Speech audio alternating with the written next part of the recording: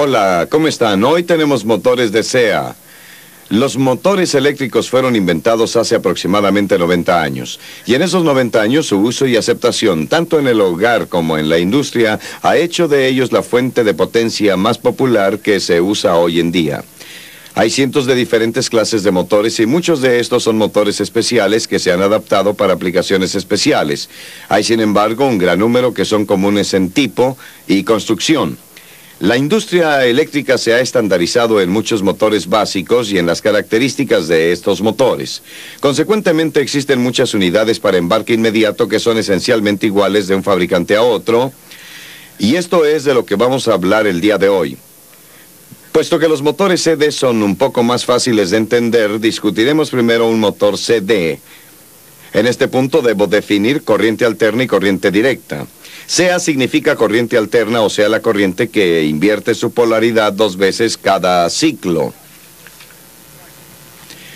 Un ciclo es una inversión completa de positivo a negativo y viceversa. Ahora, la corriente doméstica que se usa en todos los Estados Unidos es corriente alterna. La corriente alterna en la mayoría de las localidades del país es de 60 ciclos, o 120 inversiones completas por segundo. Corriente de 50 ciclos también se usa en algunas localidades de los Estados Unidos y en muchos países extranjeros. Pero la industria de hoy, en general, se ha estandarizado en 60 ciclos. La corriente alterna fue inventada después que la corriente directa y ha sido más ampliamente usada. La razón para esto es que el voltaje en un sistema de SEA puede ser transferido de alto a bajo y viceversa por medio de un transformador. Esto nos permite usar líneas más pequeñas para transportar corriente a largas distancias. No entraré en los detalles de los que por qué y cómo de esto, porque ya ha sido tratado en nuestra cinta sobre electricidad básica. Corriente directa significa flujo en una dirección continua y fue la primera corriente que se usó. Una buena analogía para este flujo continuo sería la del agua fluyendo en un tubo. Esta analogía ayudará a definir otros 2 términos. Voltaje, por ejemplo. El voltaje podría igualarse a la presión en el tubo. Amperaje. El amperaje podría igualarse al flujo, o sea, cuántos galones se mueven a través del tubo. Estos son términos que se usan constantemente y usted necesitará estar enterado de lo que ellos significan. De nuevo, para una discusión más completa, usted deberá ver nuestra cinta sobre electricidad básica. Todos los motores operan con el principio de magnetismo. Todos los imanes tienen 2 polos, a los cuales normalmente se les llaman norte y sur, o positivo y negativo. La mayoría de la gente está familiarizada con los imanes como se usan en un extremo de un martillo para tachuelas o en una brújula de Boy Scout. Cuando ésta se sostiene apropiadamente de tal manera que la aguja esté libre para rotar la aguja, apuntará directamente hacia el polo norte magnético. Estos son conocidos como imanes permanentes. Un campo magnético es lo que hace que un imán funcione. Este campo o fuerza magnética atraerá el fierro o el acero. Y puede ser demostrado poniendo un imán como usted ve aquí, debajo de un pedazo de papel. Y dejando caer limaduras de fierro en el papel.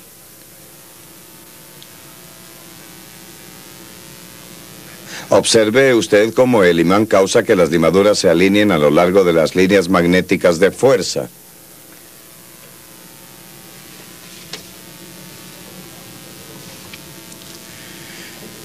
Podemos hacer un imán en una forma diferente si tomamos una tira de alambre.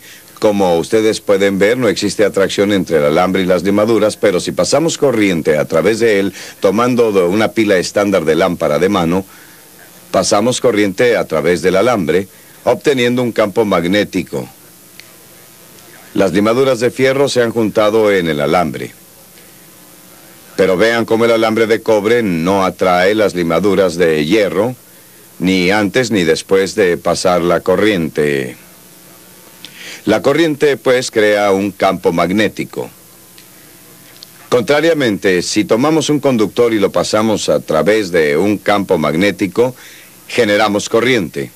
A esto se le llama inducir corriente en el alambre. Si movemos el conductor de la gráfica hacia arriba, como está indicado por la flecha, la corriente fluirá en esta dirección que se muestra. Si el conductor es movido hacia abajo, la corriente fluirá en la dirección opuesta. A esto se le llama corriente inducida, cuando se le pasa corriente a través del alambre. La diferencia entre el imán, tal como se usa en una brújula y en un electroimán, es que el electroimán, el cual se hace pasando corriente a través de una tira de alambre, puede invertir su polaridad simplemente invirtiendo la dirección del flujo de corriente. Quiero decir con esto que los polos norte y sur pueden ser invertidos. En un imán permanente, sin embargo, como su nombre lo indica, la polaridad es permanente. Ahora explicaremos cómo funciona un motor. Si tomamos un imán permanente pequeño y estándar y lo suspendemos, y si le acercamos otro imán permanente, el imán suspendido tiende a estar en movimiento. La razón para esto es que el norte atrae al sur y el norte repele al norte. Así como usted puede ver, si movemos el imán que estamos sosteniendo, creamos un movimiento de rotación en el imán suspendido. Esto es, en efecto, lo que pasa con un motor.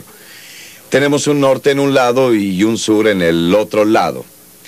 Solo que ahora usamos un electroimán en el centro aquí, y en lugar de mover los imanes exteriores alrededor, como lo hacemos aquí, hacemos estacionarios los imanes exteriores y cambiamos la polaridad del imán que está rotando, invirtiendo la corriente. Ahora veamos un simple diagrama lineal, el cual ilustra lo que he estado diciendo. Primero, este es un imán permanente con un polo norte y un polo sur. Entre ellos colocamos una espira de alambre. Si pasamos corriente a través de la espira, generamos un campo magnético tal como se los mostré hace unos momentos con un pedazo de alambre de cobre. Cuando la corriente fluye, el campo magnético en el alambre, en el punto A, reacciona con el campo causado por el imán permanente y causa que el alambre en el punto A tenga una fuerza hacia arriba, mientras que el alambre en el punto B tiene una fuerza hacia abajo. Estas fuerzas, una hacia arriba y otra hacia abajo, continuarían hasta que el alambre alcance la vertical, en cuyo punto está libre para rotar.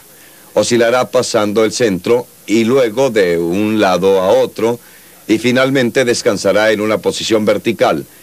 Sin embargo, si cuando alcance la vertical la primera vez y mientras aún tiene momento, accionamos un interruptor e invertimos la corriente, entonces el lado B sería forzado hacia arriba y el lado A hacia abajo. Esto es precisamente lo que hacemos, excepto que hacemos el cambio con lo que se conoce como un conmutador.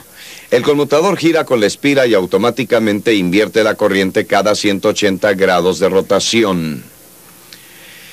Existen algunos sistemas los cuales utilizan motores que son esencialmente como los que he descrito, pero en la mayoría de los casos, en lugar de tener imanes permanentes, tenemos, como usted ve aquí, bobinas de alambre devanadas en un núcleo y producen eléctricamente un imán. A estas se les llama bobinas de campo. He aquí un pequeño motor. La construcción de la bobina de campo es similar a la de la imagen. Las unidades que les he mostrado son unidades de corriente directa. Corriente directa, como antes dije, significa corriente fluyendo en una dirección. Si usted se fija, la indicación aquí es de una batería, la cual es de corriente directa, y esta sería la misma clase de batería que se usa en una linterna normal o en un automóvil. Antes de comenzar a hablar de los motores de CA, debemos familiarizarnos con las partes de un motor AC. Tenemos primero el estator, el cual está compuesto de un armazón exterior. Esta pieza aquí, y luego el núcleo, y el devanado que va dentro del núcleo. La armazón exterior estará hecha normalmente de acero o de fierro vaciado. El núcleo estará hecho de un altero de láminas de acero, las cuales después de ser troqueladas son fijadas a la armazón. Los devanados son de alambre de cobre, aislado con diferentes tipos de materiales aislantes, dependiendo de qué clasificación de aislamiento debe tener el motor. El alambre es devanado a través de las ranuras en el núcleo, como usted ve aquí. Enseguida está el rotor. El rotor está compuesto de la flecha aquí y el núcleo, el cual está fabricado de láminas de acero troqueladas. Una lámina troquelada se ve así. Estas láminas están apiladas y conectadas juntas y pueden tener devanados en las ranuras o se puede vaciar aluminio en ellas dependiendo de qué tipo de motor se va a construir. Esta es para un motor trifásico de inducción, mientras que esta es para un motor monofásico de arranque o capacitor. Como usted ve aquí, hay normalmente una aspa de abanico de algún tipo montada en el extremo para circular aire a través de la unidad para enfriarla. Finalmente, tenemos los extremos o soportes, como frecuentemente se llaman. Son estas piezas las que sirven para sostener los rodamientos, los cuales a su vez posicionan correctamente la flecha y el rotor una vez que los soportes se han atornillado a la armazón.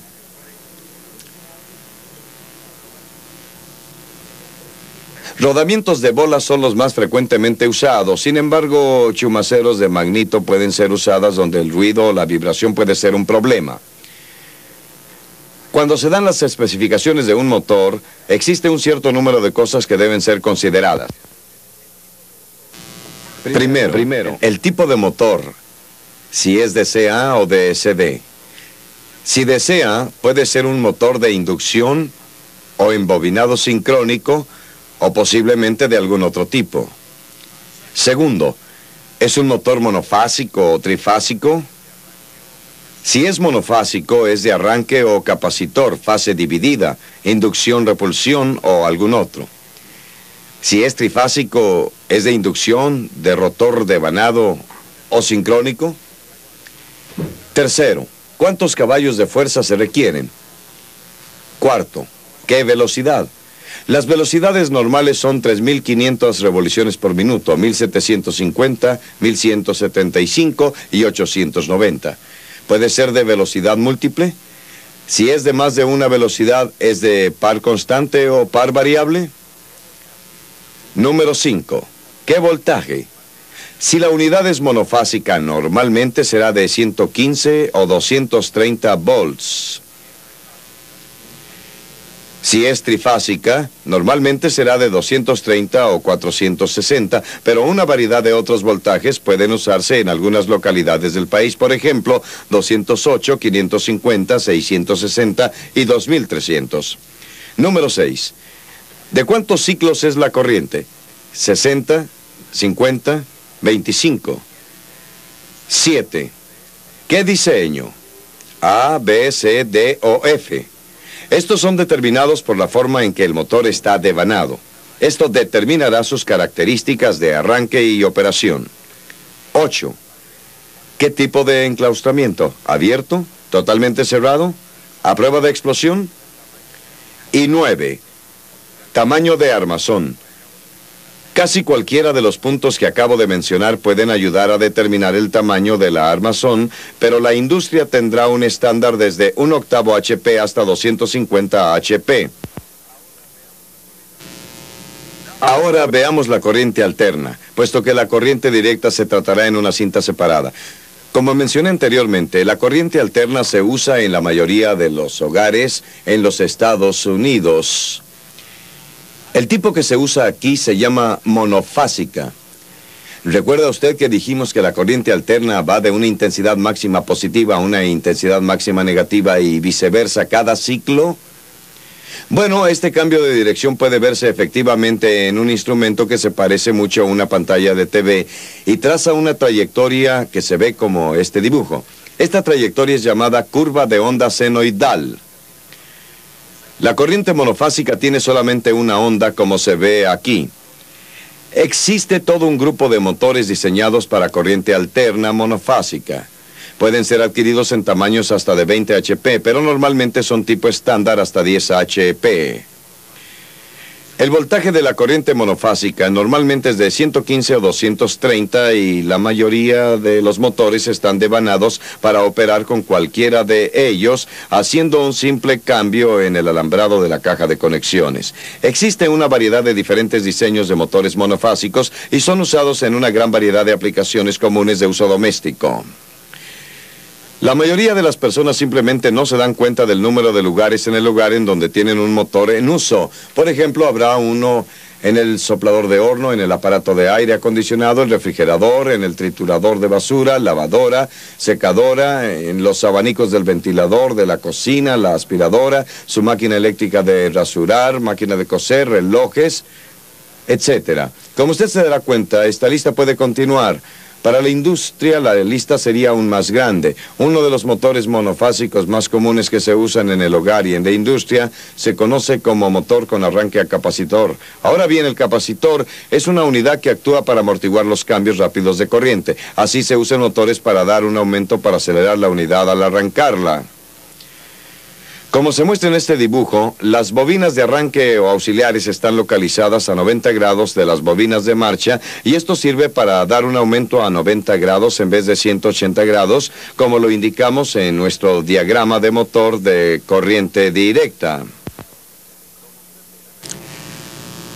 Como usted puede ver, tiene un capacitor montado sobre la unidad, como normalmente se usa, y esto sirve usualmente como medio de identificación. Esta unidad en particular es un motor abierto. El término motor abierto significa que el aire puede fluir a través de la unidad. Aquí tenemos el mismo tipo, en lo que se llama una unidad totalmente cerrada y tiene un abanico aquí en el extremo para circular aire a través de su parte exterior. Como usted puede ver en la ilustración, este es el devanado principal del motor. Aquí está el rotor y aquí el devanado de arranque. Aquí está el capacitor. El capacitor se usa solo para la porción de arranque del ciclo, que puede ser solo 3 segundos cada vez que la unidad se arranca. El rotor se hace girar entonces. El devanado de arranque está a 90 grados respecto al devanado principal y el interruptor centrífugo aquí opera para desconectar el devanado de arranque una vez que el motor llega al 80% de su velocidad. El devanado sigue allí, pero se le desconecta del circuito. En este punto puedo explicarles una palabra que se ha usado en cintas previas y que utilizaremos al hablar de motores. La palabra es par. Par es la cantidad de torsión que esta flecha puede producir. Normalmente se mide en pie libras. Si tomamos una llave y para fines de nuestro ejemplo asumimos que no tiene peso y si la montamos aquí y la hacemos sobresalir un pie y tomamos un peso de 1 libra y lo ponemos en el extremo de la llave, esto nos daría 1 libra pie de par. El par da una idea de fuerza. Esta unidad en particular es de media caballo de fuerza a 1750 revoluciones por minuto. Producirá cerca de 1,5 pie libras de par continuamente.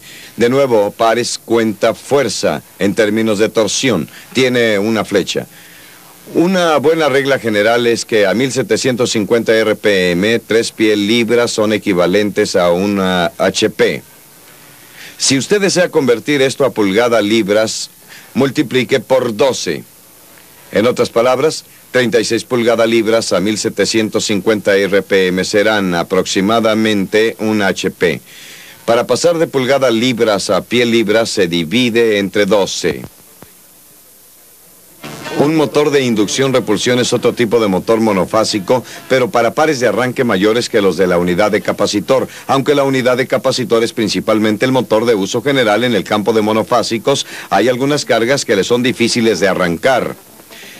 El motor de repulsión-inducción desarrolla un par de arranque muy alto, ya que tiene sus devanados en una forma muy similar a los de un motor de CD.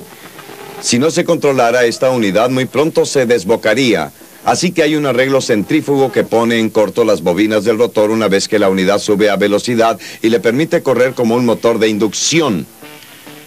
Un motor de inducción será explicado en la parte 2 de motores de CA.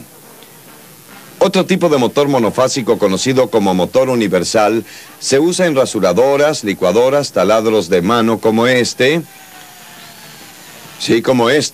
máquinas de coser, aspiradoras o en otras unidades donde frecuentemente queremos variar la velocidad. Este es un taladro de velocidad variable. Este es un motor relativamente común y está embobinado casi igual que el dibujo CD.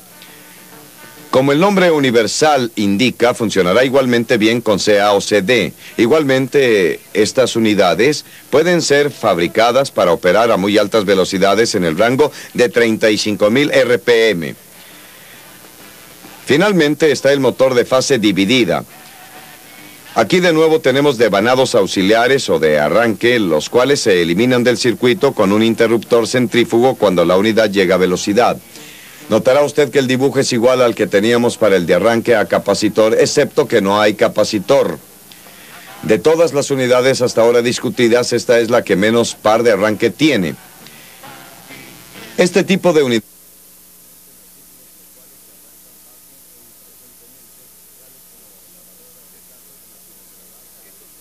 etcétera. Estos 4 motores que he mencionado, universal, de arranque a capacitor, de inducción, de repulsión y divisor de fase, son los principales tipos de motor monofásico que una persona de la industria puede normalmente encontrar. Esto concluye la parte 1 de nuestra cinta sobre motores. Gracias por su atención.